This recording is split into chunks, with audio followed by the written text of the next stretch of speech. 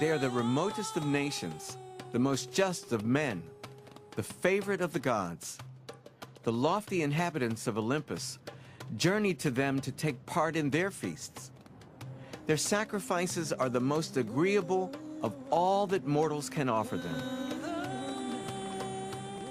This is how Homer described the Nubians around 3,000 years ago, an African people who lived along the banks of the River Nile.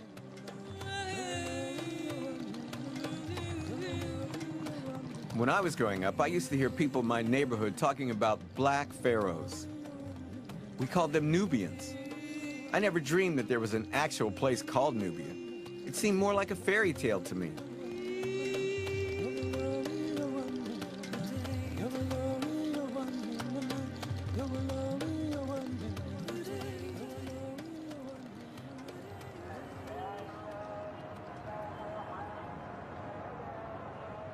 I'm in Cairo at the beginning of my journey in search of ancient Nubia.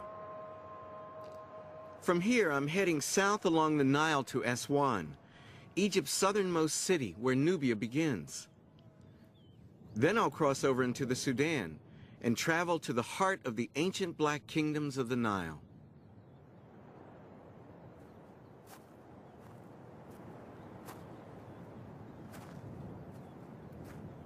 Egypt is the only ancient African civilization most people have heard of.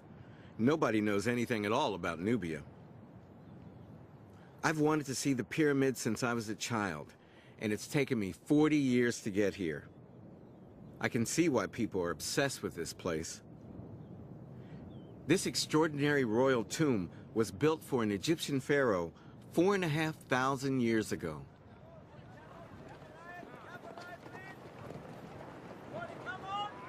Egypt has become a place of pilgrimage for African Americans trying to rediscover their identity. And for many of us, Nubia is just a black word for Egypt. So why have you come to Egypt?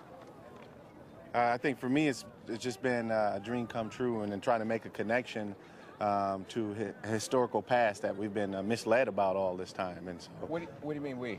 Oh, I mean I say in terms of African American people, when we look at the history of Egypt, we've always been told that Egypt is out of Africa, not a part of Africa, and to actually be on the continent for me is just a really a big thrill. When we were growing up, though, in school, all the pharaohs looked like white guys. I mean, they could have been from Milwaukee or someplace, or Minnesota like you are. Like, what was that about? I think it was to continually enslave us. I come to get a sense of my history, and not the history that was given as African American in America by the Europeans. Mm-hmm. Well, who do you think built the pyramids? I think Africans built the pyramids. I grew up believing that they were European, or they looked like Europeans. They were white, you know, the Cecil B. DeMille story. And I think they were Nubians, which is dark skin. About your color, darker? I think all shades. I think all shades. Just like African Americans, we come in a lot of, Just like this group? Yeah, exactly. Back home, the real Nubians have got lost in a debate about the color and origins of the ancient Egyptians. But 400 miles south of here, there is still a real place called Nubia, the home of an ancient African civilization that was definitely black. How about your t-shirt? 5 pounds? Too much. I want the Nubian price. I'm a Nubian.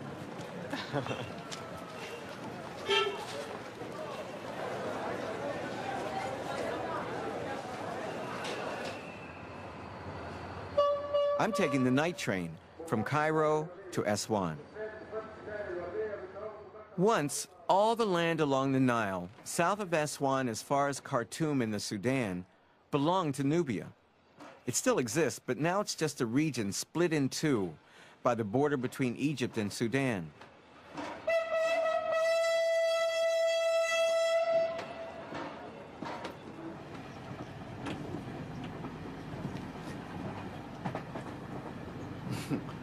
I was hoping there was another room in there.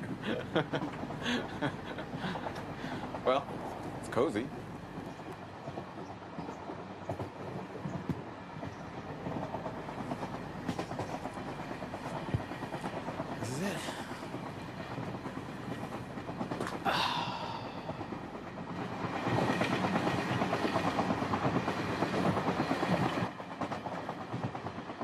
African Americans are obsessed with Nubia.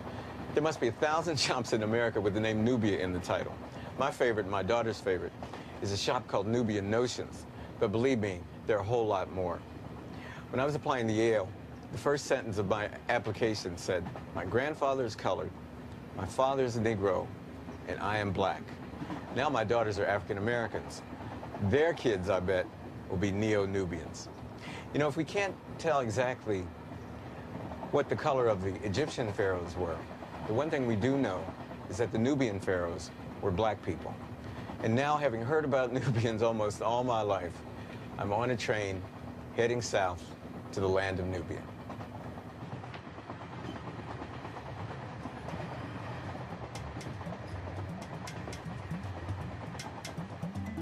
I'm embarrassed to admit that I know so very little about the real Nubians.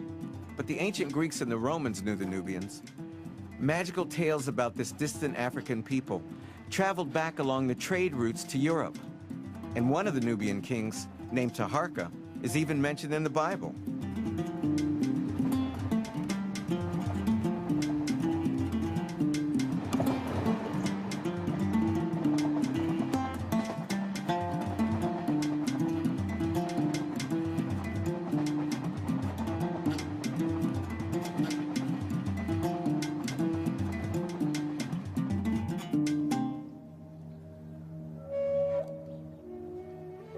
My search starts here, at the temple of Abu Simbel. It turns out that this great Egyptian monument is in fact in Nubia, built at a time when the ancient Egyptians ruled it. Most Egyptologists aren't that interested in Nubia, but I found one who's passionate about it. Bassam el-Shama thinks that Nubian history has been ignored for far too long. Ramesses II, about 1250 BC, a man who ruled our country for about 66 years and 2 months, because that's documented, actually decided him and his very dedicated workers to come here and carve, hewn off the cliffs, a temple dedicated to the Nubian deities. Huh. Normally, in temples of Ramesses and other pharaohs, you would find a very typical classic scene of the pharaoh smiting his captives of war using a mace head, and that's showing his domain and his vigorosity. But in this temple, as I'm going to show you now, we found the facial features of the statues, which was hewn off the cliffs, especially the family that he is introducing to the Nubian brothers and sisters. He's showing his mother, he's showing his daughters. And one of the best examples of this is Our Lady here. First of all, we notice how the facial features are typically Nubian. And then you've got the hairstyle, the Nubian style, the Afro style. And that, of course, the style that all the queens of Egypt wanted to be in the afterlife. And we know that the Nubians were always referred to in ancient Egypt as a sign of beauty. One of the ancient lyrics go, I wish my lover was a Nubian. So that is exactly the attraction of the face itself. I have to admit that I like the idea that the daughters of the pharaoh wanted to look like Nubian princesses, even if it was to persuade the people here to worship them. I don't want to interrupt your narrative, but I have to ask you this. How come you know so much about Nubia, man? You must be the blackest Egyptian I've ever seen. Nubia doesn't have to make any effort for anybody to fall in love with her. She's a beautiful culture. She's a beautiful, informative culture. She gave us a lot. And when I came down from Alexandria to Aswan, to the beginning of the heart of Nubia, I decided I want to learn the language, I want to learn the songs, I want to learn the dances, and most importantly, I want to know about those people, about their lives, about their history, about their culture, because they're part of me. So you can marry one of the women, huh? Exactly. if I got lucky. This temple itself got lucky. In 1964, when the Egyptians started to build the Aswan Dam, it was moved here, block by block, to save it from being drowned.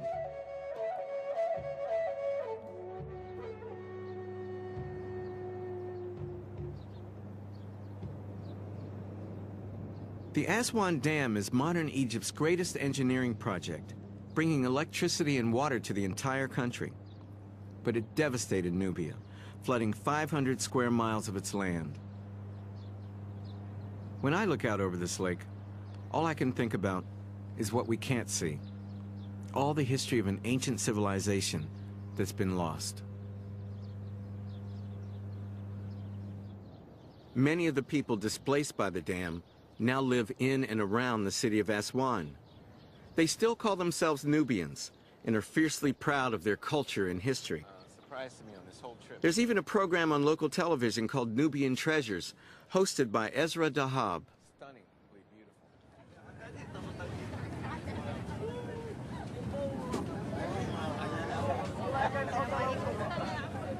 You know, I'm an African American, and African Americans are all colors, sizes, and shapes. When I look at the Nubian people on this boat, it's the same. They're all colors. Yes. Some are dark, some are light. But not all of them is Nubian, but I think it's most of them are Nubians. But Nubians have some special features of the face, of the color. But if I can see you, I can say if you are Nubian or not. Not only from the color, I think it's from the soul. The soul? Yes, from the soul. How about me? I think you are Nubian. Definitely Nubian, yes. You look like Nubian men here in Aswan. I do, really? Yes, I think so. And most of them saying Salaam alaikum, good morning to you. They think that you are from Aswan and you're Nubian. I like that. You know, African Americans are obsessed with Nubia. They love Nubia. They want to. They don't even know where Nubia is, but the one thing they know is that it's black pharaohs and it ran Egypt. And they think that it's the greatest of all the black peoples, the Nubian people. Yes, because Nubia is a part of Africa, and the American African people, they are a part of Africa. I think their hearts, although they are living in America, I think their hearts, a piece of their hearts is still in Africa.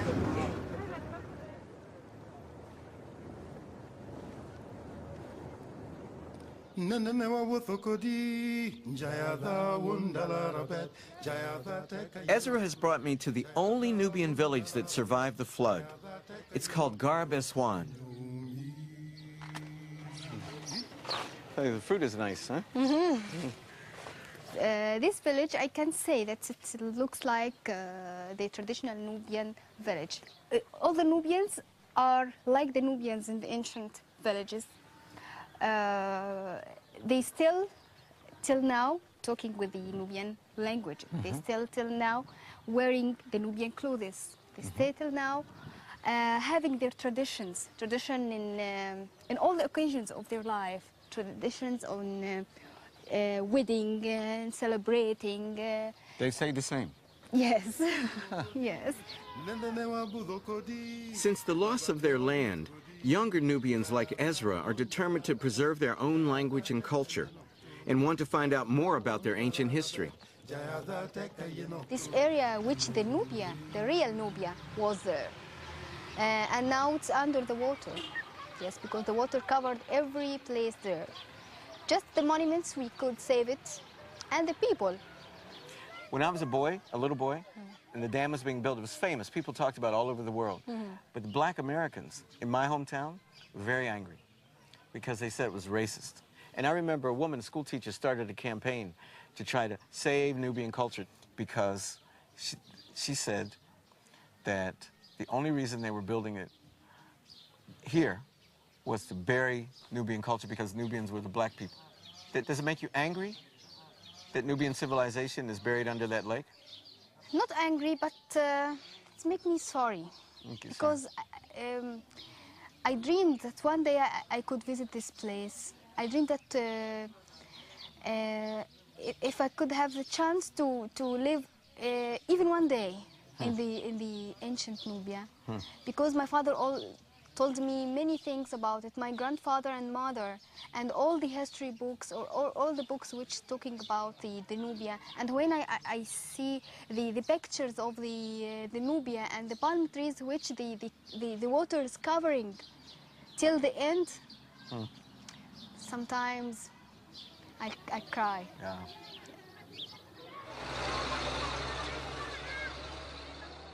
Ezra wanted me to see where most Nubians live today. Balana was one of the villages specially built by the government 35 years ago for refugees from the flood. How far from the river are we? From the river? Yes, it's about 2 kilometers out. It's not on the river. No. No, it's not on the river directly. No. So it's a long way. Yes.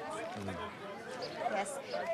They lost their close relationship with the Nile because in the ancient Nubia, most of the houses were on the Nile.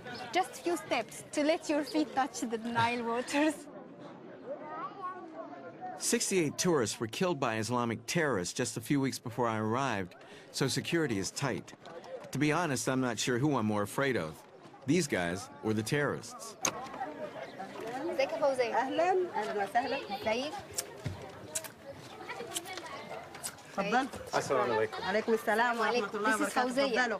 اتفضلوا. Ezra was determined that I would meet Fawzia Suleiman, whose family lost their home to the flood when she was only 9 years old.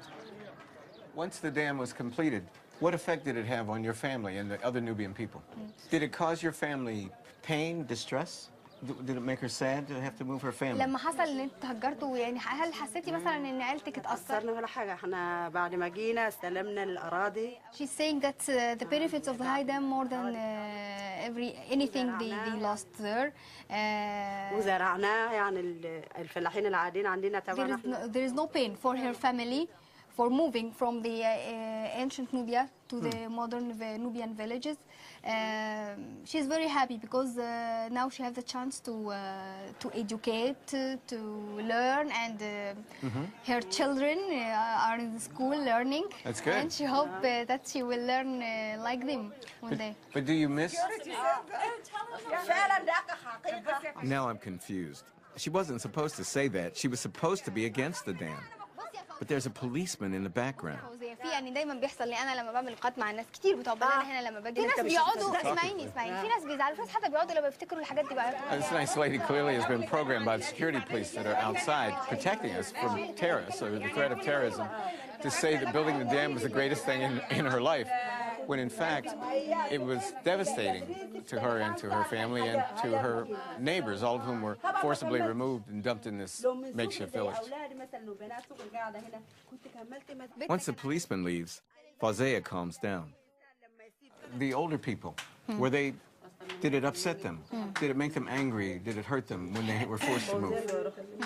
قولي لي يا فوزية الناس الكبار يعني لو فاكرة ساعتها أيام التهجير كده الناس الكبار الحاجات كلها اللي نزل بالركايب واللي نزل. She says that most of the old people during moving they were crying and saying goodbye our land. Or afialogo in the Nubian language. Afialogo. Afialogo? Afialogo, yes. That's mean afialogo بلدني goodbye our land. كل حاجة. كل حاجة. She says she missed everything.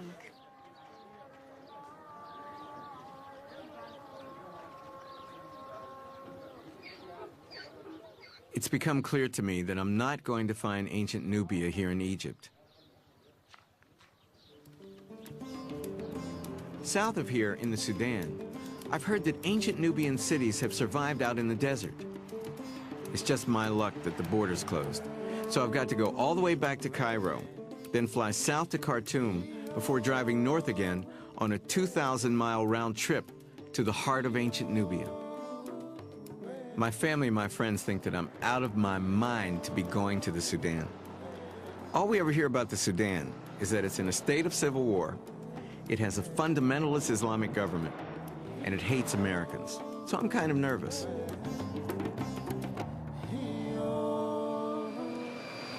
It took 2 hours to fly here from Cairo. It took 4 hours to get out of the airport because of the very strict security, and more forms than you've ever seen. I'm holding all my permission forms: permission to enter the country, permission to travel to the north, permission to make our film, even permission to take photographs for my family. But what can you say? Despite that, I am very excited because I am finally making my way to the heart of the Nubian kingdom, the ancient black kingdom of the Nile.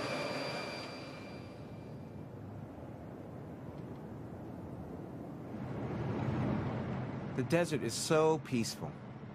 I can hardly believe that I'm in a country torn apart by famine and civil war. But all that 600 miles away, thank God. I'm heading north to Merowe, the last of the great cities of ancient Nubia.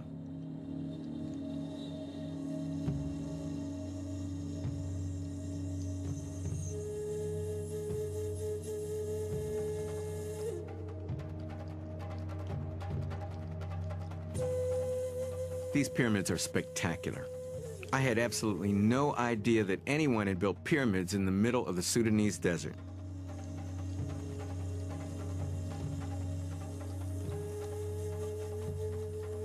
Ali Osman Saleh, a Nubian archaeologist and an old classmate of mine from Cambridge, has come to show me around.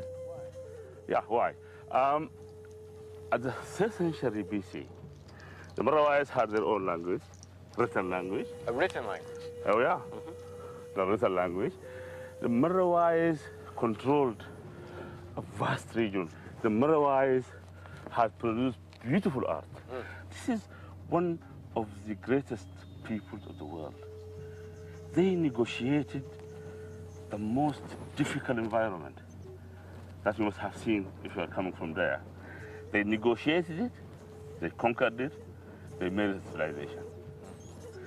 I can't believe that 40 generations of Nubian kings and queens are buried here. For almost 1,000 years, from the time of the ancient Greeks to the fall of Rome, Merowe flourished.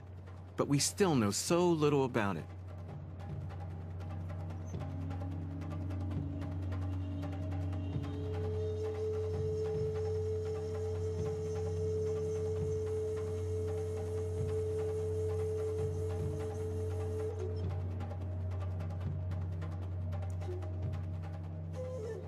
Meroitic civilization is clouded in mystery.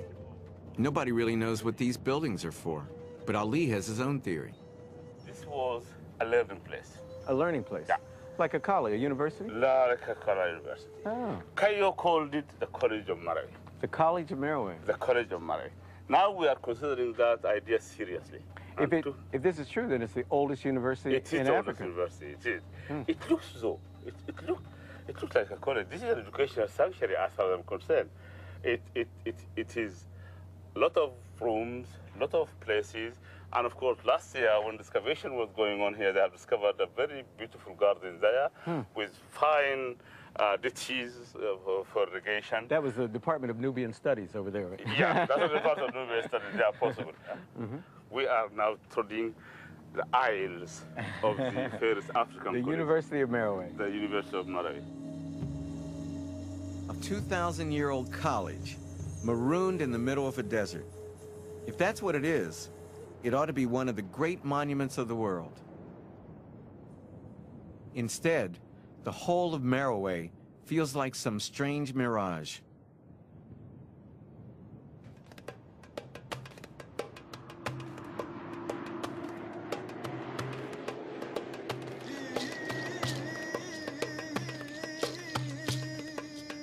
I'm driving north to find an even older Nubian city. The journey's supposed to take 2 days, but there are no roads, no hotels, acres of sand, no toilet, and no showers for 200 miles. I've been thinking about what these sand dunes remind me of, and I think it's caramel ice cream or caramel ice cream, like big mounds of off-brown ice cream. You go over a sand dune and you think you're all alone, and then 2 people pop out of nowhere with goats or riding a camel. Or you go off to use the bathroom over a hill in the middle of the night, as I did last night, and I almost stepped on a camel, which is quite frightening. If I didn't have to go to the bathroom before I saw the camel, I had to go after I saw the camel. But it's also not difficult to understand why the people who live near the Nile and in these sand dunes were a mystical people. It is stunningly beautiful under the stars. Last night I stepped out of my tent at 3 a.m. to go to the bathroom. And it was as if the sand were snow. From the moonlight, the sand had been transformed into this beautiful white cover that reminded me of Christmas time in Boston.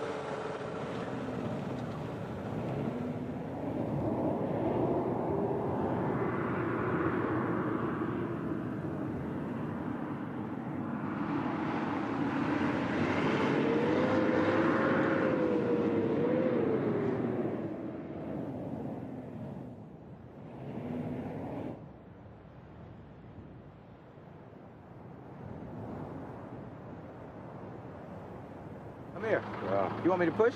Yeah. You must be joking. All right. Let's go.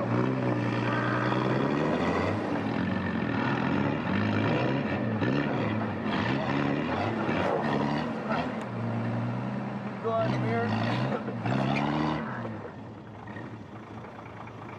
Good?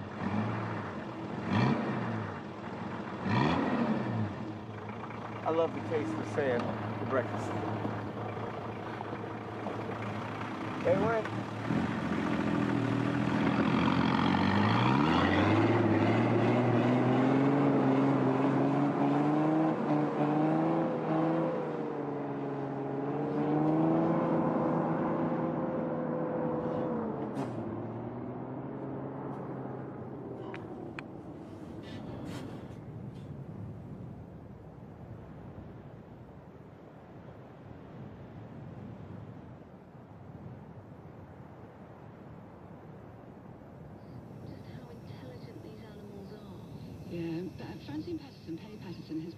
At night, the temperature in the desert drops to 0, but not in my tent.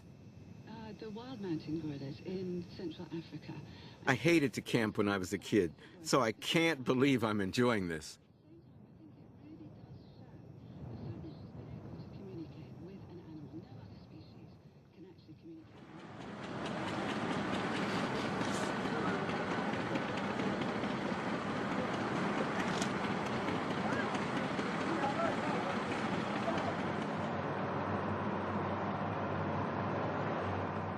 What a relief to get out of that desert.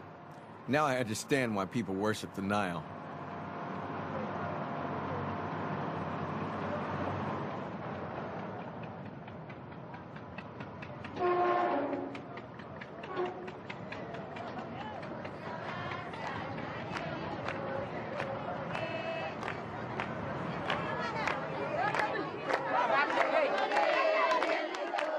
I'd forgotten that this many people even lived in the Sudan. I'm here for a Nubian wedding. Maybe I'll get a chance to dance with some Nubian princesses.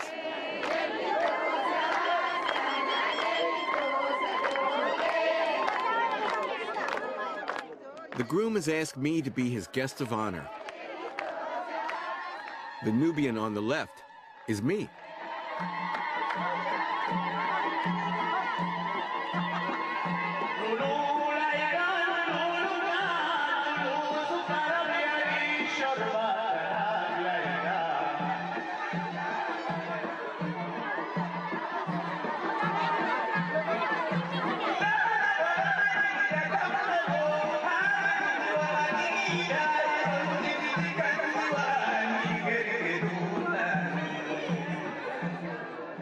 That was just the first part of the ceremony. Now we're at Nubia's version of the bachelor party. Congratulations, my brother. How do you feel today? I am feeling very well. I'm so happy. Happy? Yes. Are you scared? Nervous? No. No? No. When I got married, I was scared.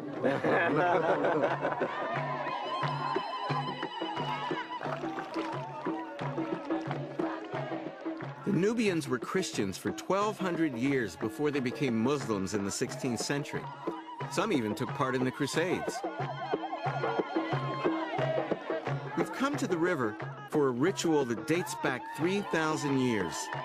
The groom cuts through the water with his sword to receive the blessings of the Nile.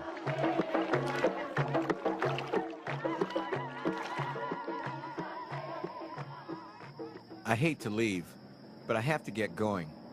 After all, ancient Nubia awaits.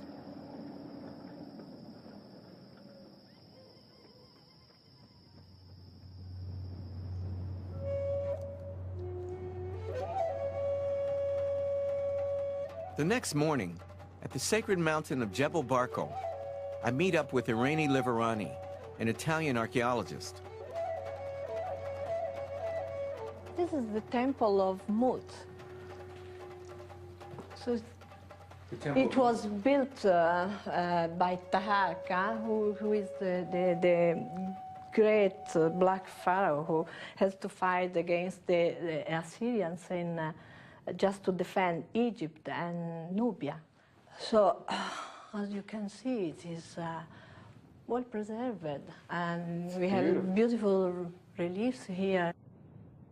When the god woke up in the morning, the priest or the king used to offer him cakes and milk and good food.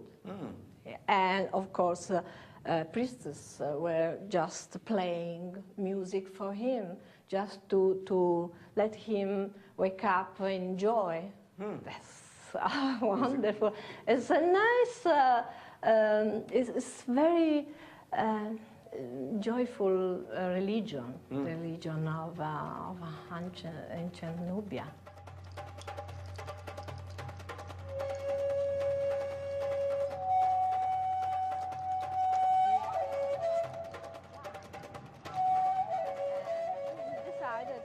In the 8th century BC, the kings of Nubia conquered the whole of Egypt, and this was their capital.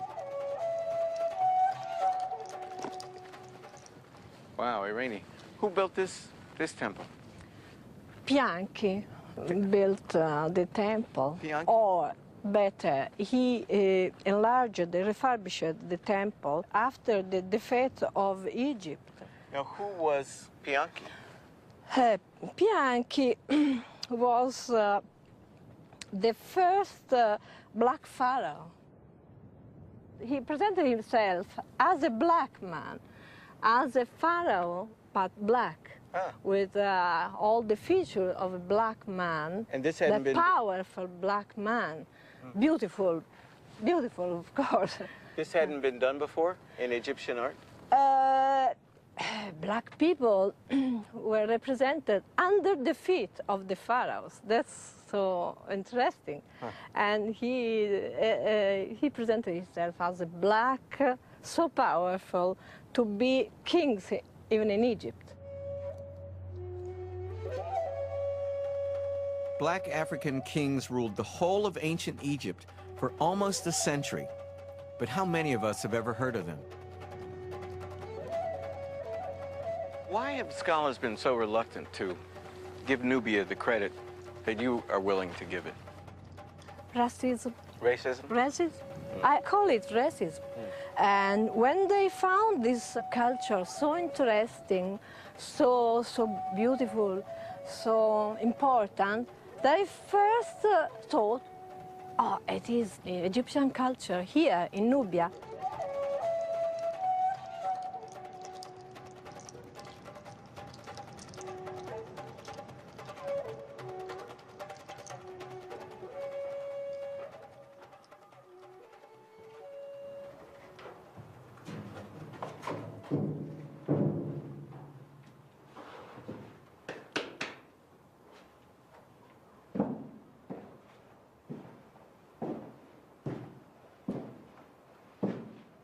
If this were Egypt, I'd be queuing with hundreds of other visitors and a guide.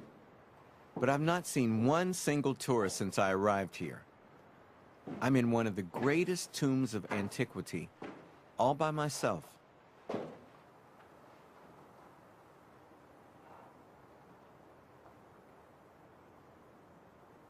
For almost 100 years, black men and black women were the most powerful rulers in the entire world. Here at last, I've finally found the treasure that I've been searching for, the black pharaohs of the Nile. This is so beautiful.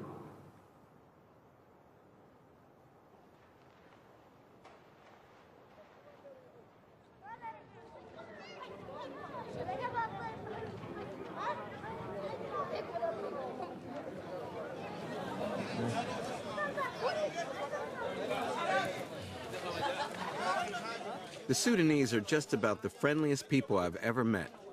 Assalamu alaikum. Thank you. Very much. Thank you very much. Assalamu alaikum. I feel stupid that I've been so worried about being hated as an American.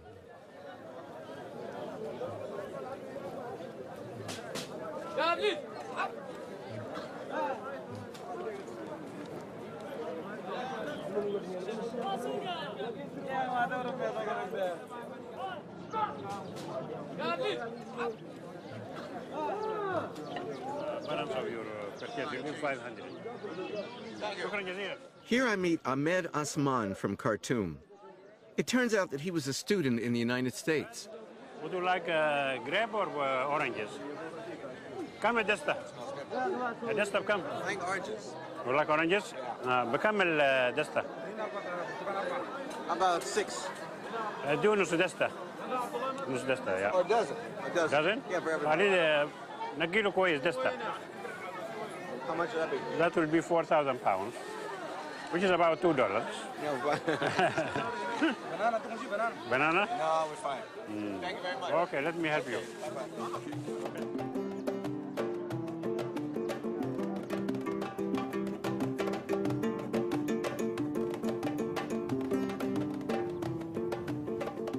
Ahmed has persuaded me to give him a lift to an oasis on the way. Would you believe that it's famous for burying people in the sand?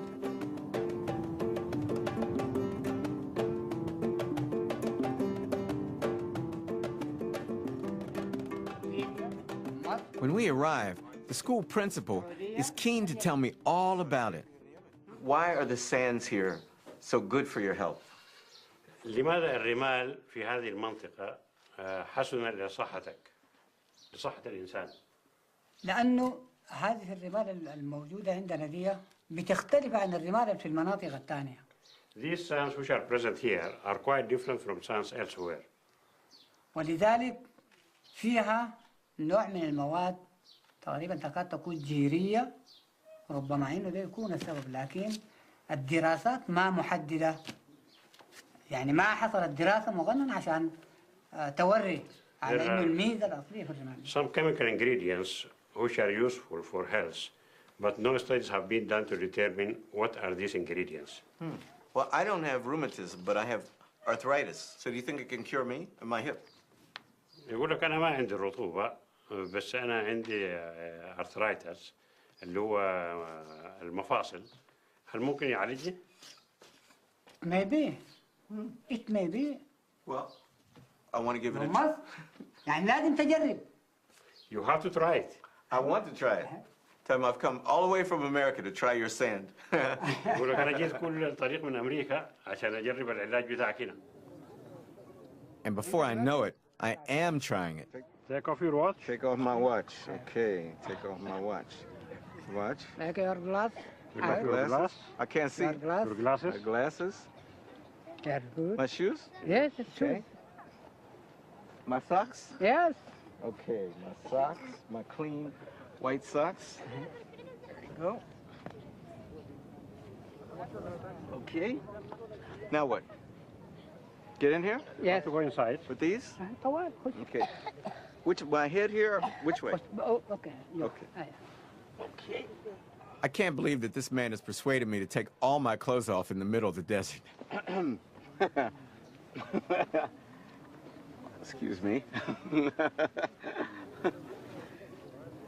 يا دو أشوفها خلوهم شيء يلا يا أولاد. Feels rather good, actually.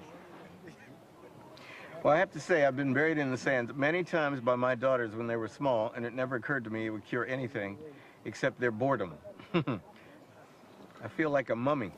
يلا يلا طوال عشان إيه عايزين نقفل ها بعد شويتين عايزين نقفل. اسمع بعد كده شيل سيارتك انت بجوا، نحن تاني ما لناش دعوه. He's telling you, you take care of yourself. Okay. I'm going out now. Okay. You are on your own. I'm on my own. Yeah. It's nice and peaceful in here. I have absolutely no idea if it'll do me any good, but I'm certainly providing the weekend entertainment for the villagers. Okay. Yeah. Come. Yeah. Yes. Come. Yeah. Wrap yourself well. Up. Okay. Now you want me to stand up? All right. Up. to the house. Salaam alaikum. Okay. All right. To the house. Here is nice. In this heat, I need this blanket like a hole in the head. But I am kind of relaxed.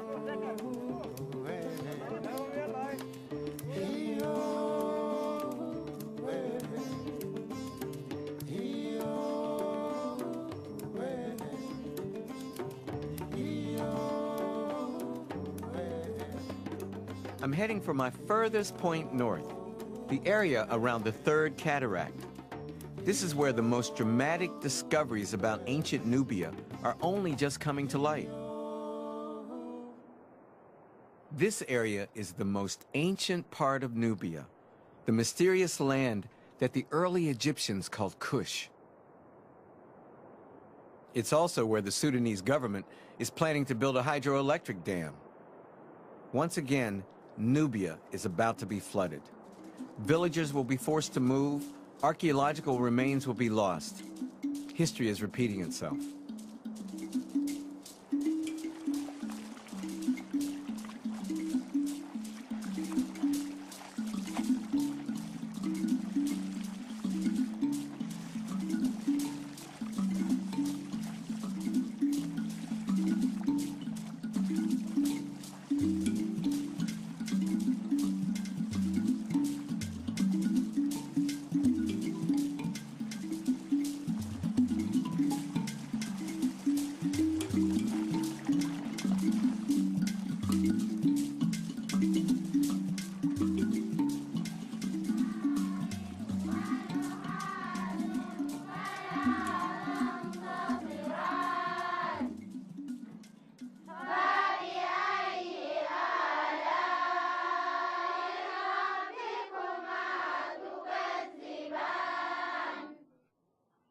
Mashikela is one village that will definitely be drowned.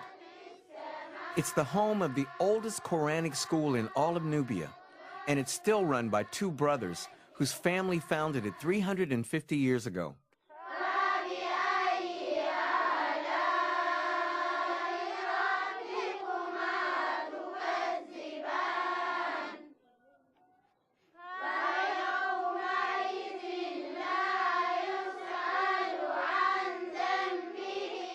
What will happen to this village if the dam is built? No problem. No? Yes. We all glad. We want to see the dam today before tomorrow. But will this school be wiped out? You see, I want to tell you something. If somebody come make a dam here, he come tell me, leave the mosque or leave your house. I see like my daddy died now. I understand. With that, I not can say no, because this dam for him Kajbar, not for another people for another country, for him the people for him this country. When the dam is built, this school, which is so old, which means so much to you and your brother, will be flooded away.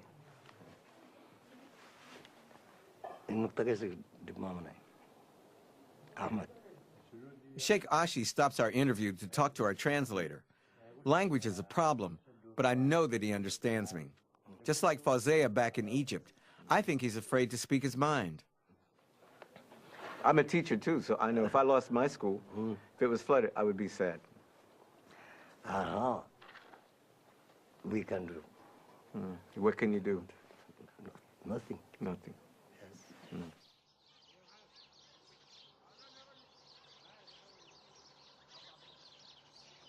The Sudanese need electricity and irrigation, but most people here believe that a much less damaging site could have been chosen for the dam. I could only find one person who was prepared to say so. The grande dame of Nubian politics is Suad Ibrahim. She believes that because the Nubian people are so fiercely independent, they are a threat to the fundamentalist government. These dams have removed the carriers of our culture. We are not a pure blood.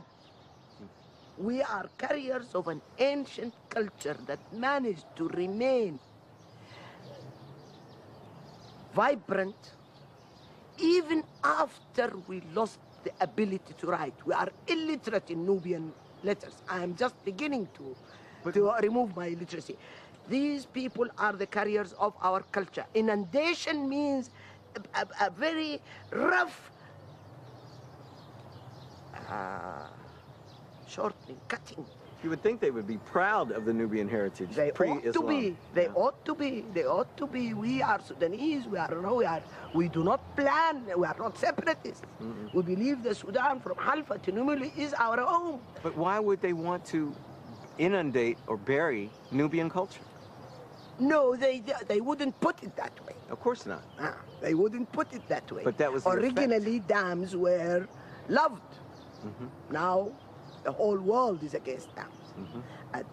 Originally dams were considered the way to progress, the way to provide industry, to irrigate more land, and so on and so forth. They give us beautiful words about development, but it's not development. What has happened is that we were scattered. Our kids are now living on the outskirts of cities all over, whether in Egypt or in Sudan, because many don't like where the places that they are taken to. And in Sudan, Kajbar Dam is different in that it is a political structure. It has nothing to do with development. It's so sad to think that even more of this rich ancient culture will be lost. 20 miles away, just beyond the reach of the new dam, archaeologists are making some of the most surprising discoveries in the whole of Africa.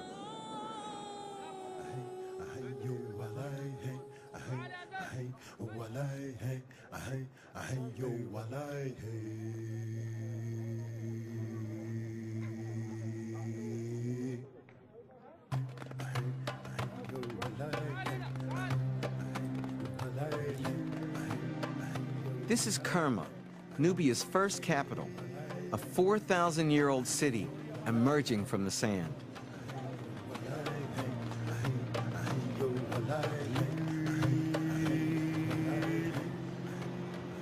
Every winter for the past 30 years, the Swiss archaeologist Charles Bonnet has been digging here. Here, naturally, we have the people doing the first cleaning of the surface and appearing, we can see the wall appearing step by step. It is a marvelous discovery because... oh, right there? Yes, oh, you can see a break. This break appeared during the last seconds. Huh. And this brick have more or less 3,800 years. This is 3,800 years old? Yes, exactly. Wow.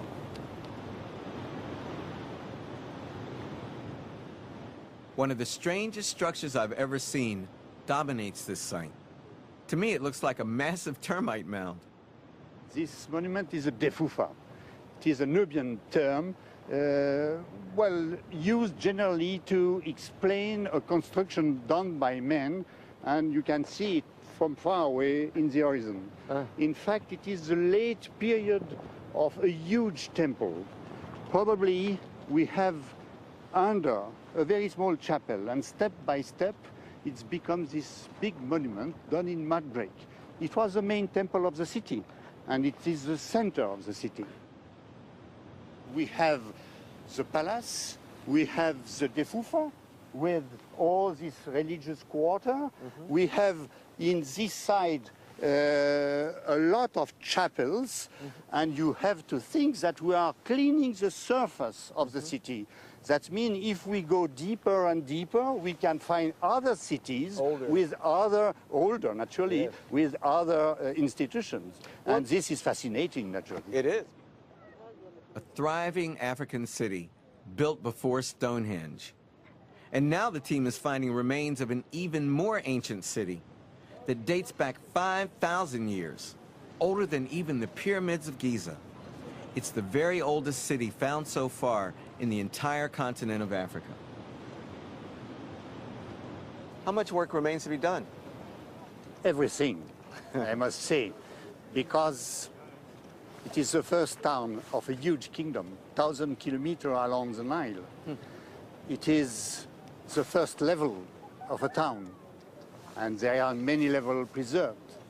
It is 240 graves, and there is still 20,000 graves to dig.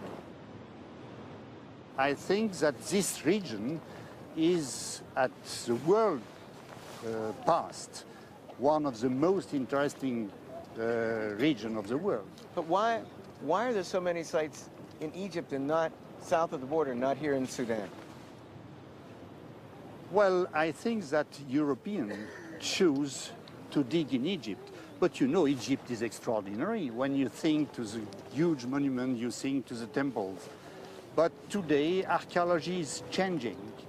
We are thinking to men. And it is naturally marvelous to find a very beautiful statue, to find a treasury.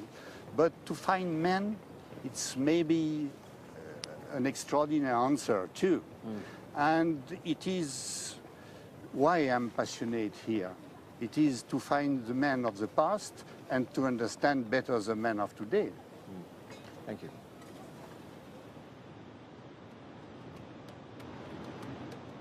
I began this journey in search of the black kingdoms of the Nile. To be perfectly honest, I was afraid that tales of lost cities and black pharaohs were only a figment of someone's imagination. I never dreamed that I'd actually find pyramids, painted tombs, and entire cities. But what makes me sad is that a lot of this could still disappear before anyone really has a chance to understand it.